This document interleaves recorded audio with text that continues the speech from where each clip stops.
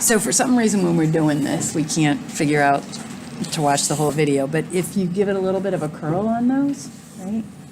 And then we go through here, and you want to get this done up nice and tight right from the beginning. So I kind of give it a little bit of a bend right there. And then I can kind of feel with my fingers whether or not it's tight when I'm rolling it. And you want it to be pretty tight.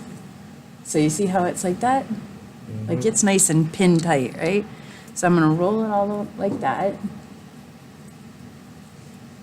And I pinch the sides of it and then roll it through my fingers, pinch the sides of it, roll it through my fingers so that I can roll it all up.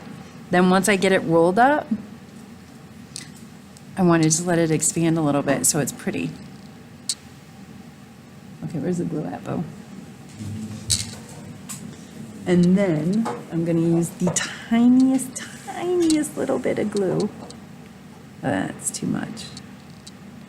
Because then it dries faster. And again, if I let it expand a little bit, it's a nice shape, okay? So after I do that, I'm gonna find some that are similar of nice shape and size. And that one looks a little big, doesn't it? That one looks a little small, so these are big. And then I got mediums and I got smalls. Let's see what else I got going on here. This one isn't as good as my other ones, but it'll shape. That's a good one. And now I'm doing my 3 axes, right? So how